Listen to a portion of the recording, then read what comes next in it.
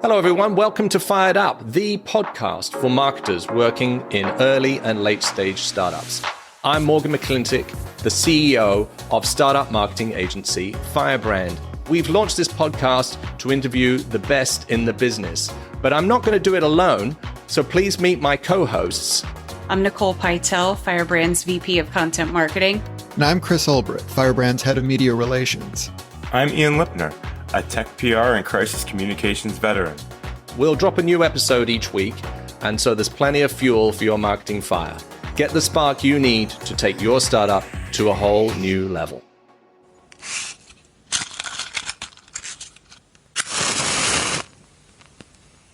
Hello and welcome to Fired Up, the startup marketing podcast where we explore the trends and provide tips about building brand and driving demand for your startup. My name is Morgan McClintock and I'm joined today by my co-host Chris Ulbrich. Hey Chris, how are you? Doing great. This episode is a special one for me because we're going to be talking about trends in the media landscape and the PR industry. And who better to help us delve into those topics than our guest, Sam Whitmore. Yes, so Sam, for those that don't know him, is the founder and editor of Sam Whitmore's Media Survey. And it provides tech media analysis and consulting for tech PR pros and media buyers. And Sam is a frequent public speaker, and he's been interviewed on tech trends and PR for a long time. He spent 14 years at Ziff Davis and 12 at PC Week as a reporter, editor, and eventually editor-in-chief. Then he was the company VP in business development. He served as an on-camera reporter at Ziff Davis TV before he founded Sam Whitmore's Media Survey in April 1998. So this year they're celebrating their 25th anniversary. So welcome. Thank you, Morgan. It's a pleasure to be here, and hello again, Chris. So we like to start each episode with something topical, and big recent news is with TechCrunch, which is a big target for a lot of our startup clients. And they've just got a new general manager in Connie Loizos. And so, Sam, perhaps you could just reflect on the role of TechCrunch in the media landscape in general, under different editors, and what can we expect under Connie? Well, TechCrunch is, if you polled the clients and prospects out there in the world, that would be probably the number one publication they want to get in. TechCrunch is an event brand that has a blog, and it makes about 80 to 90% of its money in 1 week. In fact, I think we're in that week right now, the TechCrunch Disrupt Week. Now, Connie Loizos has many years at TechCrunch. I think she's worked there for like 12. However, she's an entrepreneur. She has her own LLC, or at least she did, but that's what TechCrunch bought. So I think what you're going to see is an emphasis on making money.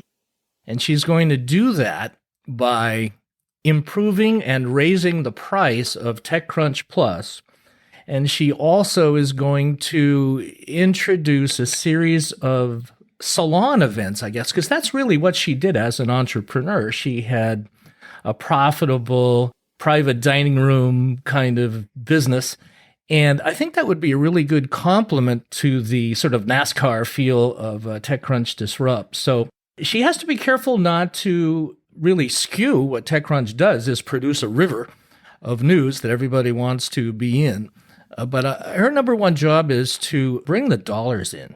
Right. So they've been moving away a little bit from just cranking out funding news to do more analysis, putting more behind the paywall in TechCrunch Plus. So do you see that accelerating under Connie's guidance? Yes, I do. I mean, that's the way she thinks. I mean, she's been Silicon Valley editor at TechCrunch for a while. But the other thing we really need to mention is no publication operates in a vacuum. And Jessica Lesson at The Information has pretty much cleaned TechCrunch's clock over the last year or two in scoops and just the pedigree of the journalists. You know, she's been hiring wonderfully. And I think that worries Yahoo, which is the parent company of TechCrunch.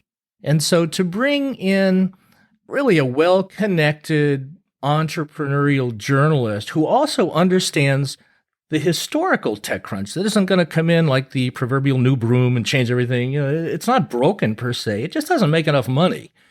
And so they're going to raise their game a little bit in the strategic area, and they are going to try to make more money. Yeah, I mean, interesting on The Information. Chris, I know that's one of your top publications right now. Absolutely. It's so impressive what they've done over the past couple of years, all the hiring moves they've made and the evolution of their coverage. And in some ways it mirrors what I remember of TechCrunch's early days where, TechCrunch had this very narrow focus on the VC industry to start, but then evolved into this more general interest tech publication. And I feel like we're seeing some of that at The Information too. And, it's always a sort of an interesting proposition from a PR point of view because it is behind that hard paywall. And it's not really accessible to any but the most committed. And yet some of the most energetic journalism in the Valley is now being done over there. So it's definitely raised its profile with media specialists like me. I know a lot of agencies that won't pitch that publication because it's inherently unfriendly, and they're not going to write down what you pitch and then type it into their computers. Well, that's exactly it. That's part of the analysis, right? They do produce plenty of coverage that any startup would be happy to have, but they're independent thinkers. Let's put it that way. They will produce adversarial coverage. You can never be quite sure what you're going to get. And that's, in some ways, that's refreshing. I mean, journalism is supposed to be dynamic. It's supposed to be adversarial. And I think as media professionals, it's important to sort of recognize that and relate to journalists, in that way. I found over the years myself that in a lot of ways, I've expected the tech journalism to be more adversarial than it turns out to be. And, I applaud The Information for sort of getting back to basics in that way. So I think, Sam, a lot of people in tech PR, but for those outside of tech PR that sort of working in a startup or working in general marketing, could you just describe what Sam Whitmore's media survey is? It's a service that helps the senior AEs of the world, the senior account executives of the world pitch more effectively. But in the continuum, everybody from the interns to the founders and principals find some value. And I've been at it 25 years, quite incredibly, since it was sort of an accidental idea. But I've never been in PR. I've only been an editor. And what I do is deconstruct what works. Interview editors about why you did this, how come you didn't do that? And then package it in a service that's on the same wavelength as comms people, whether they're in brands or agencies. So there's content that I produce, and then there's also built-in consulting where people will email and say, hey, I'm up against the wall, I'm running out of ideas, what have you heard about this, can you help us? And I spend most of my work week doing that rather than typing into a keyboard. On that note, you mentioned, and we've touched on the 25 years you've spent in the industry. So you've seen, in a cyclical industry, you've seen it all, and you've seen it all multiple times probably. But is there a through line? Are there like major developments and big trends that have extended over the period you've been in PR? Like, is there anything that's radically different now than it was when you started? Or do we just repeat the same patterns every 8 to 10 years?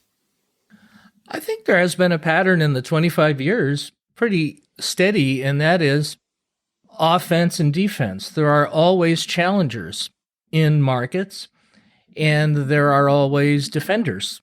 And so journalists love to see the mighty fall. All you have to do is listen to Don Henley and that Dirty Laundry song, and you'll get the general idea. So particularly if you work with Tier 1 publications, they're under pressure to put startups in a strictly disruptive way. Like, okay, whose ox is going to be gored here? Who is likely to be vulnerable? Or the flip side of that is, who are the companies that the leaders should be acquiring or hiring from? So this offense and defense, it's the people that want something and the people who are defending something. And that has been really quite steady since I started Media Survey in 98. And, along with those changes in the industry, how do you think that, or in the media industry, how do you think PR has evolved alongside? Chris, I wish in my little window into it, I wish that I saw more change in 25 years. It's different on the in-house side. For reason of brevity, we'll just stick, I think, with the agencies. The agencies still spend more time acquiring business and managing than they do immersing themselves in how reporters think or how producers think if you're trying to pitch CNBC or Bloomberg. And that actually has given me gainful employment. But honestly, I would give up the gainful employment. I really mean that. If the agencies would spend more time thinking about the pull than they do, the push, because there's just still, what is the message? Can we sell it? Who can we sell it to? That really hasn't changed. It just drives me crazy. If you wanted to sell something to somebody, you would get inside their head and say, well, what keeps them up at night? What is the big problem that they're facing right now? What are they worried about? What's the magic wand that can be waved over this person that could help solve their problems? That sort of approach works wonderfully in PR, but everybody is so heads down with target spreadsheets that hardly anybody thinks that way. So I try to fill the gap and try to get people to think in the way that I've just outlined. So what do you think is the biggest thing, or some of the biggest things that PR professionals don't understand about the reporters they're trying to reach that, as you say, would work wonders if they did? Reporters have, I guess sales would call it like a sort of a funnel, a sales funnel, and reporters have that too. So the moment that a reporter is sitting down writing a story, I guarantee you that the joy of it is pretty much gone, and they're already thinking about what will I be writing next week, next month. And in tier one, they're going to be saying, is this going to make me look good in the eyes of management? So most people in PR only pitch the here and now and never really get beyond, well, what sources collectively do my clients have? Who did they go to school with? Who was in that cohort at Y Combinator 4 years ago? And so that's the thing that they miss. So I would tap into the reporter's sort of FOMO and think about what would the next 90 days of their to-do list look like, just apart from what it is that you're pitching. And look at that as an opportunity and try to feed it. Really, really good advice. Yeah, completely agree. You think about what resources your client has access to, or, you have access to, but, often it's your client that might not directly speak to the brand that you're trying to promote, but sometimes those connections strengthen the relationship with a reporter. You're useful in ways that aren't, obvious. They're not necessarily related to the product you're trying to pitch that week or this, the angle you're trying to pitch that week. You have to have a longer term view. Completely agree. On a related note, you mentioned the reporter's process and how that affects their relationship with the story they're writing in PR and, their sort of readiness to take information on board and their interest in different kinds of opportunities. Based on the feedback you get or you've had from reporters, how do you think that their process has changed over the years? And so for a PR who might have gotten into the business 10 years ago, what may they not realize that is different for reporters now than it was when they got in? 10 years ago, 20 years ago for sure, tech was pretty much its own walled garden. It was like finance or healthcare. But now, because of consumer technology, watches, and politics, the technology really has infused really any aspect of editorial you'd like to examine. So number one, you're seeing a lot more shared bylines in tier one. You're seeing a lot of hiring, like inside the Beltway. There's big investments in ethics and governance and that sort of thing. And so if you have a tech expertise as a reporter in the newsroom, you don't have full control over your work week because you're going to get tapped on the shoulder and say, hey, we need a few paragraphs on this. The DC Bureau doesn't understand what a vector database is and how that affects an LLM. And so the AI reporter maybe thought, okay, well, I'm going to be able to crank this piece out by Friday. Well, maybe they're not. So that's probably the biggest change, that business, technology, and society have really become one big thing. And if you have tech expertise as a reporter, your work may show up in society aspects or business aspects of a publication. Right. And so that really opens up the kinds of outlets that brand can reach into. And we talked a bit about TechCrunch. We talked a bit about the information sort of big tentpole pubs. But are there any publications that you think that brands, PRs should be paying more attention to? Any that are underrated, under the radar? Well, Axios is sort of trendy in the business, but not a lot of people outside the business really understand it. And the thing that they're doing is they are investing in local journalism. They were bought by one of the cable companies down in the Southeast. I can't remember. So they're going to have these 1 and 2 reporter outposts in dozens and dozens of cities around the United States. And that's a really good model because it's affordable. It's not like the Washington Post where you have 1,000 journalists. There's a couple of reporters in Tampa that, work out of their house. But with Slack and other sort of communications technologies, you can really coordinate a very formidable editorial effort with far-flung people. So I think Axios should be thought of not just as Sarah Fisher scoops, and they are awesome, but they're sort of an amalgam of the local plus national model that I think is going to work really well. So I would pay attention to that one. I'm also looking at Semaphore. They are starting slowly. They don't have a lot of reporters, but I think you could fairly say that most of the higher profile editorial startups in recent years have had a fundamentally global outlook. And I don't know where that leaves United States public relations, to tell you the truth. It's really hard to fence in technology within the 50 states. And many of the potential advertisers are global companies. So to the extent an agency can think globally or have clients that are overseas in nature, I think, that would work out. You bring up a really interesting point, which is the sort of pervasiveness of tech across different kinds of media. And yet I think within tech PR, there's a sense that getting editorial coverage has grown harder over the years, even as we've seen tech become more prevalent in fashion coverage, in, the living section, let's say. It's not just siloed off in the tech section anymore. Why do you think that is? Chris, I think the reason is that in the newsrooms, I think reporters would ask themselves, do I really need to be the source of this? Can't they search on Google? This is commodity information. Or they're going to write their own blog post tomorrow, which is basically going to be the same story I'm going to write. So I'm going to pass. I'm going to pass on this first day news. And instead, I'm going to use my work hours to focus on the why and the how of something.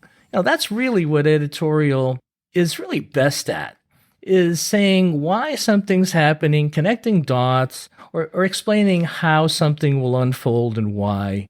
If you take a look at the stories that the editors are most proud of, or like they send these emails out, the most popular stories this week, so many of them are why and how stories.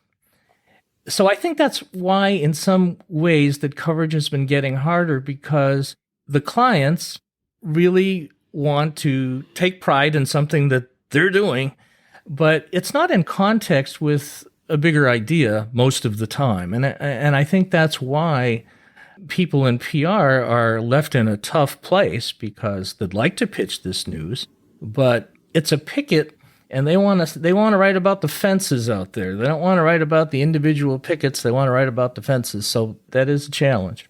Definitely. And sort of framing the positioning of your company within the broader context and being realistic about that and helping the reporter understand the importance, I think is key to that.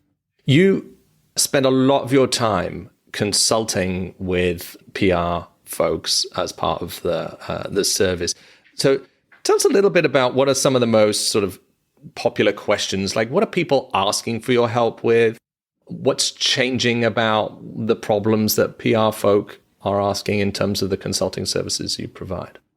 Share of voice, meaning, okay, well, there's 20 players in this field. Why us? And so that's a question that sometimes comes from agency subscribers, but it almost always comes from in-house comms, because getting a mention is nice, but sometimes a company would like to be the sort of the window through which you look at the story. Okay, well, let's take a look at player X. They do this and this, right? So a lot of the stories that show up in CIO Journal, the Wall Street Journal IT vertical, the most favorable hits that PR people get, that's how those stories look. The story is never about a company, but they might get 3 paragraphs, or they might be able to get 2 or 3 paragraphs and a graphic. Oh, data. If you have data, then that's a big door opener for a lot of these publications. And so that's a win. Okay, so that's sort of half share of voice. It's not really a profile of the company, but that's a big thing that they ask me about, is like, how do we get out of mention hell, or worse, crickets? And, how do we become sort of the focal point of the story? So I spend a lot of time on that. Right. What is it that your company knows that no one else knows, that can sort of ladder up into some bigger trend, shine a light on why that's happening?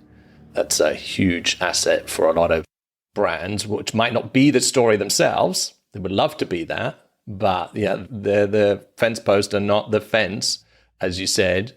They would love to be that, but the data that they have, if they can get access to it, that sort of shows that bigger trend and can unpack it for a reporter, that's often a great way into that kind of coverage. More specifically, because I think if I'm listening to this podcast, I'm listening for things that I can try, or sort of a hack that might work for me. To take this discussion one level further, if a company were to pitch a reporter and say, we are sending techies out to some of the big sales calls, and we can't really spare the techies, but sometimes techies can make a prospect feel really comfortable, like, well, we're going to be in good hands here because these people really know what they're doing. And so I'm just sort of making that up, but that has happened over the years. But something like that is a real specific tactic that reporters love to be able to promulgate, because it shows real specificity, gets beyond marketing messages, and it is something that might work in a reader's organization. So whenever you can get that tactical and that solutions-minded, something that you could actually implement somewhere, that's really the best you can do. Good advice. At the same time, while brands are trying tactics like that, I know that we've seen, and I think that any PR professional would say the same, that over the years, as editorial coverage has become harder to come by, they have built out their capabilities for producing content themselves and telling their own stories, whether it's through a blog or by placing content on other editorial sites. And one of the great services that you provided us at WMS is you have this popular spreadsheet of contributed content gatekeepers, and it's a lifesaver, and every PR pro I know relies on it. But contributed content in general, it feels like we've seen so many sites make a run at, or media brands make a run at being a home for contributed content. Wired had a whole contributed content section for a long time. Forbes used to have them in a larger program than it does now, though it still does through the tech councils have a healthy outlet for contributed content, but maybe not to the extent that it used to be. What do you see as the overall trend? Is it cyclical, or is there a secular decline in demand, do you think, for contributed content on editorial branded sites? There's demand for insights, Chris, I think.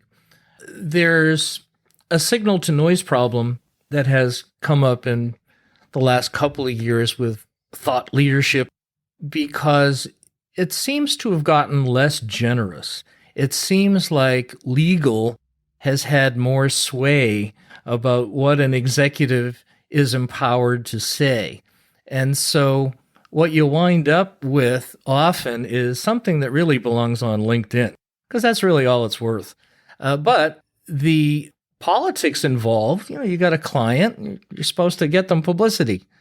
And a lot of this stuff is either repositioned from a sales deck or from a customer event. And they say, here, we've got some tonnage. Let's turn this into some thought leadership. And what are you going to do? So you try to do that. So that's really clogged the pipes. So I'm going to give you a metric that Rich Bellis, back when he writes for the Journal now, but he was the gatekeeper at Fast Company. And in all the years, I've never heard a better way to sort of test whether you've got a good thought leadership piece. And that is, he was working at Fast Company, so I'll use that publication. He said to me, could a Fast Company reporter who's a generic fact gatherer bring more insight and do a better job of conveying the point than the executive that's pitching the thought leadership piece? If the answer is yes, then you've missed. In theory, the executive who lives and breathes this thing every day ought to be in perfect position to give unique insights that no generic fact gatherer could ever convey. So on the face of it, every executive should be in a position to really nail this thing and shine the light. But because of the bureaucracy and editing cycles and politics and legal, it's like bleached bread. I mean, it started out as wheat, but, there's no nutrition in it by the time it gets there. So to the extent you can keep these vested interests away from the copy, thought leadership still works very well. Right. We always say in order to have thought leadership, you need leading thoughts, and that takes some time to consider. And putting out that is not the consensus opinion that everyone has, the safe opinion. It's something different, and it involves risk. And so often there are all these parties that would rather not have, you stick your neck out like that. And so often it can become fairly banal. And I think a lot of these publications have wanted to have a lot of content, try and tap into all that thought leadership amongst all the brands, but sifting through it so that it's not self-promotional and is actually something that would stand up and couldn't be written by a general reporter is a real challenge. So a lot of these programs do collapse in under the weight of noise, as you say. Another gatekeeper said, can you pitch me something that reasonable people can disagree about? I'll give you an example. I've never seen a piece like this. But if someone were to say, we've been looking at our salaries and payroll for years, and we think the best way to go about shaping salaries is sort of a bell-shaped curve. If you've been in the business 20, 25 years, you might be an old dog by then. So maybe what we should do is front load and, pay the 5 to 10-year people the most, and then sort of dial it back instead of going on a seniority system. Now that's sort of a Jonathan Swift modest proposal. That's very controversial. That's a perfect model for a thought leadership piece because it's a little bit syncopated, it's a little bit out there, but you can kind of see why somebody might want to do that, and so it's something that people can reasonably disagree on. That is what the gatekeepers are looking for, that kind of thinking. Not 4 ways to please the customer over the holidays. That's just platform stuff. To what extent do you think gatekeepers are, let's say editors, contributed content editors, to what extent do you think they're thinking about how an article is going to play on social? Is it going to attract debate? Is it going to attract, retweets or re-X's? I don't know anybody that really sweats that anymore. I do know that gatekeepers go to LinkedIn and say, does this person have any followers? They come to me presented as a thought leader, but they only have 50 followers on LinkedIn and they haven't posted anything in a year and a half. So there's really nothing a PR agency can do about that. But a lot of them will say, they'll go to YouTube, say, long shot. Was she ever at TED? That kind of thing. They do a little homework on, they get beyond the bio and try to see has this person left any footprints before they showed up at my door. But on the other end of it, because analytics have just gotten so good over the years, that thought leadership bonus readership is just not, doesn't move the meter anymore. We've seen a lot, as we've just been talking a bit about sort of brand-owned content there, but we've also seen a big rise in sort of paid or sponsored content, call it a membership. Used to be a bit of a sort of taboo. It's advertorial, but now I think it's much more sort of standard because people understand, hey, publications need to have a revenue stream, and this is a good one, right? What do you tend to tell clients about that on the paid contributed sponsorship side? Well, it's funny you mention that, Morgan, because this summer, for the first time, Media Survey posted a paid content directory, and I've got rates and contact info for 37 publications. Most all of them are B2B. And in the last 2 years, I've just been overwhelmed with inbound from subscribers saying, hey, we've got 10 grand left over this quarter. We sort of have to spend it. How should we spend it? And so if you hear that often enough, you say, okay, well, I need the resource to help people do that. So there's that, like from a business standpoint, that is definitely a thing now. But also just from, people are reading on their phones so often, and they don't know if it's an article or paid half the time. If it's interesting to them, they're going to read it. And culturally, a lot of the publications really cut it close on like how they label paid content. They might say, from our partner, blah, blah, blah. The euphemisms are unbelievable. They used to say advertorial, but now they really want to sort of skate past that.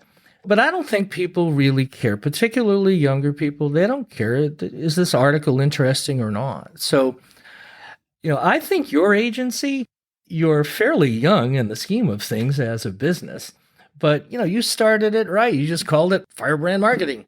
That's what it is. And PR is a tool in the box. And that's probably what it really is.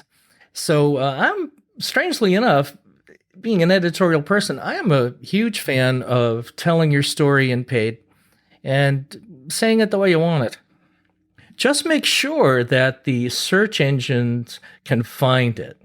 Absolutely. And you raise a really interesting point there, which is that PR is just one part of the marketing toolkit. And even as a media specialist, I am often telling clients that at the stage you're at with the offering you have, an all-out proactive pitching campaign, putting all of your eggs in that basket might not be the right choice.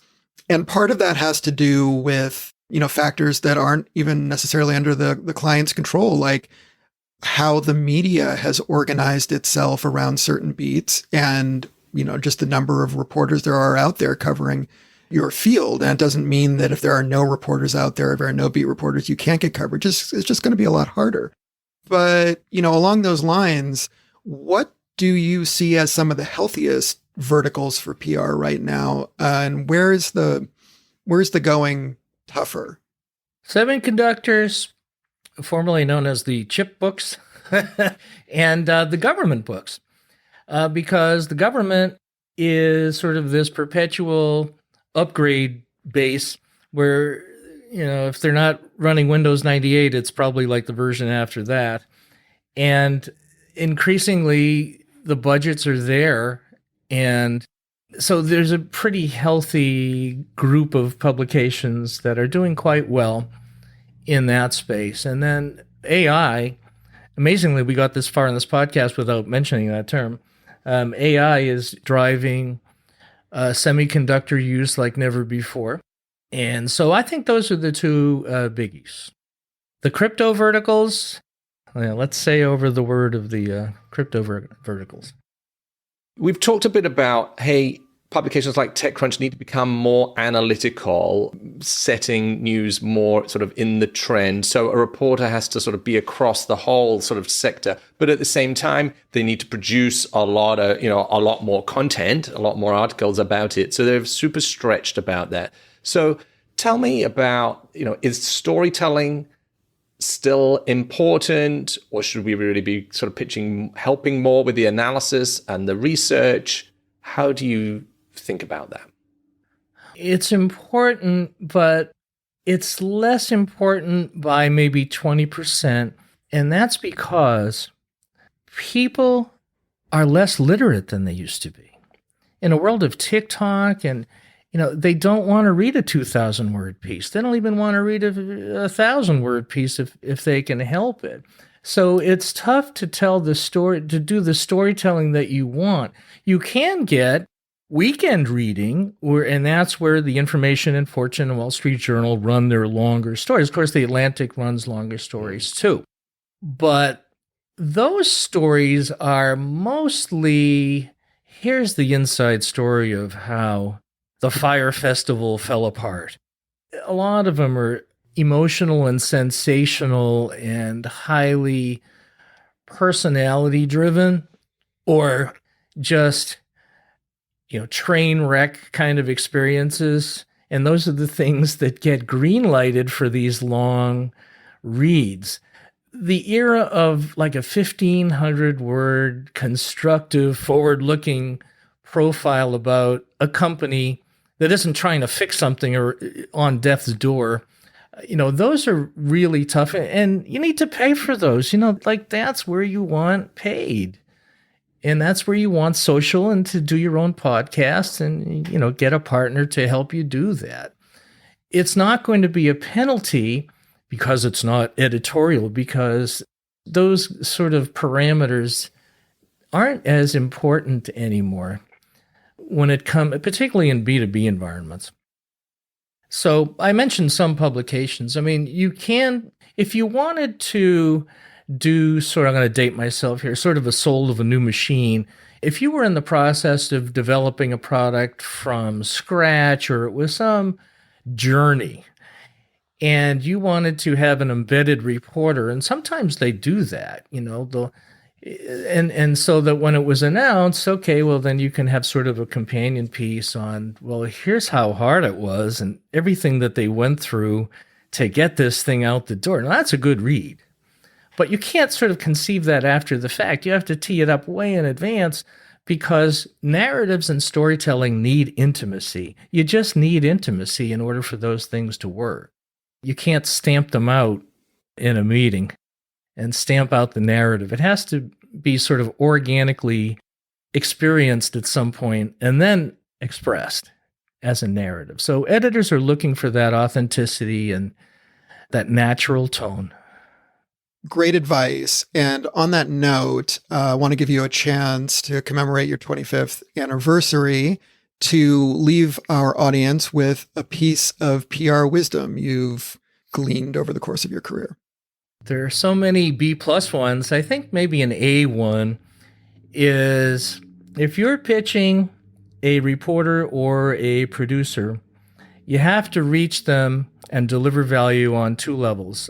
Something that rewards them personally and something that rewards the reader or the viewer. If you do one or the other, it's not going to be enough. You have to bake in. If you're pitching Bloomberg, you have to pitch something that might appeal to an institutional investor, a professional investor. Yeah, there's some consumers that read Bloomberg, but you have to understand Bloomberg serves a particular kind of person. That would be the wisdom. It's not for me to say whether it's wisdom, but the tip I would leave is, when you're pitching, find ROI for the human being that you're pitching, and find ROI for the reader or the viewer of the piece that you would like produced. Perfect. Thank you for that, Sam. The next section that we have is called Smart People, Dumb Questions, in which we ask you some ridiculous questions that I have in my bag that I'm going to pull out of a bag that I'm actually just have on my desk in front of me.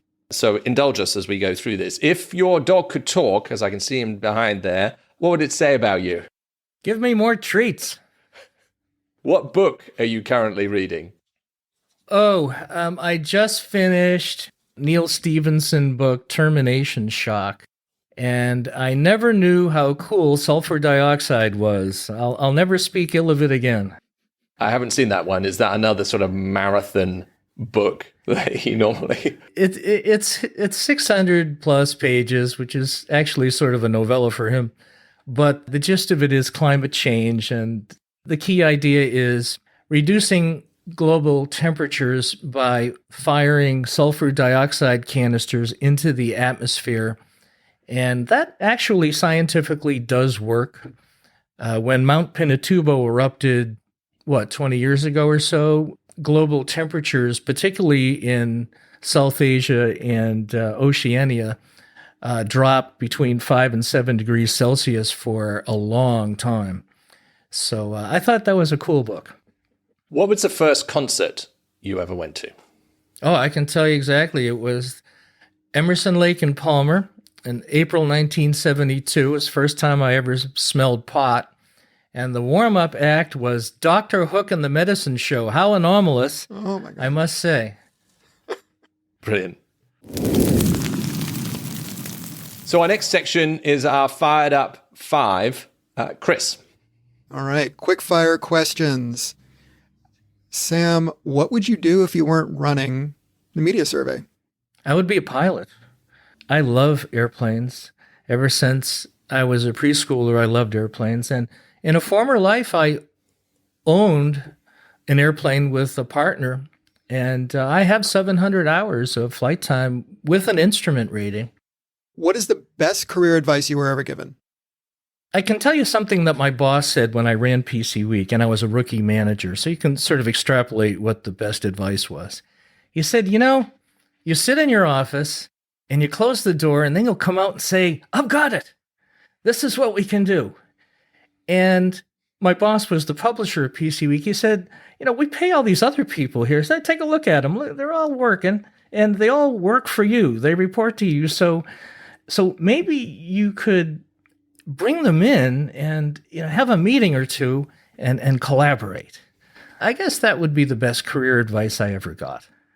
What is the tool you can't do your job without?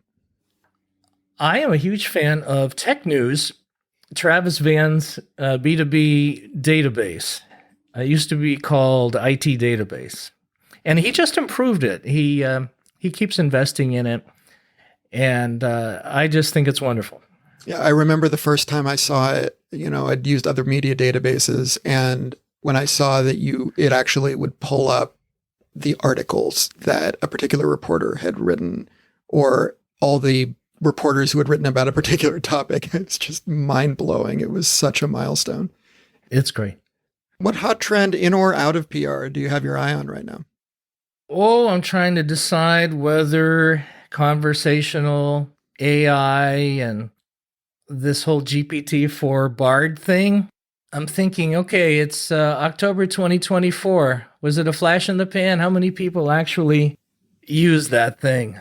Because I saw future of work and I saw DEI and I saw sustainability, and all three of those things were going to be big trends, and they didn't sustain themselves. So I don't know how curious the world's population really is, and whether they're going to wean themselves off of search engines or whether all of this investment is actually going to materially change the way people work and the way people live. I think the jury is going to be out on that for a little while. But if you had to go with your gut, would you say, if you had to go, AI overhyped or underused? I think it's going to be underused as a consumer product. I think that it's going to transform internal processes where you get these private LLMs. Like, for example, Bloomberg has this thing called Bloomberg GPT. They own the data. They've had decades of data on the Bloomberg terminal, so it's a closed system. And so they're able, using generative AI techniques, they're able to open up all sorts of analyses and Q&As, querying this awesome data set. That kind of implementation is going to be absolutely revolutionary and exciting, and that absolutely will happen. But in terms of the people that we socialize with, sitting down with Gen AI stuff and talking about what tools should go into my Craftsman wall hanging tool case, I don't think that's going to happen. I don't think that consumers are going to be that curious, but I think businesses are going to be incredibly curious, and they will drive this thing. So are we going to see Sam Whitmore's media survey chat? No. I'll tell you though, and you subscribe, so go to the cheat sheets. I've got GPT-4 sidebars already in there. So there was a cheat sheet I did a week or two ago on leadership podcasts. I had 14 leadership podcasts, and then in the GPT-4 sidebar, I said, what are the best 5 leadership books of all time? And Art of War was there, and some others, Carnegie's. And so then I said, I sort of talked back to the algorithm, and I said, why did you omit the prince? Yeah, that's a big omission. And then it said, oh, well, it was so funny. The tone of it was unbelievably familiar. It was like, yeah, well, I left that out because, that's sort of a political thing. But it's very true that many people do look at it as a treatise on business wisdom. And so to me, that's a good use of Gen AI. And I'm going to continue to try to make the most of it. I just don't think it's going to be something that is going to move the meter for consumers. Sam Whitmore of Sam Whitmore's Media Survey, thanks so much for your time today. Really enjoyed catching up with you. If people want to get in touch with you, what's the best way for them to reach you? Well, like everybody else listening, and you too, I live on email, sam@mediasurvey.com. And I'm not quite a zero inbox person, but I'm closer than most people. And I would love to hear from you. And congratulations on the new podcast. I hope I have a lot of fun with it, and I'll bet it's going to be very good. Thanks so much for your time today, Sam. We look forward to talking to you again soon. Okay, Morgan. Bye, Chris. Bye-bye. Well, that about wraps it up for today. But before we close, we did want to offer all of our Fired Up friends a chance to grab a mega pack of all of our ebooks and guides. That's our guide to content marketing. That's our startup guide to paid media using Google Ads. It's our guide to attribution. You can get all of those, over 100 pages of goodness, at firebrand.marketing/firedup freebies. That's freebies with an S. And we hope you enjoyed the show. And if you did, please give us a rating wherever you get your podcasts, or drop us a note at firebrand.marketing. And as ever, the details of how to get in touch with our guest today can be found in the show notes. Thank you for listening. And until next week, get out there and crush your marketing goals.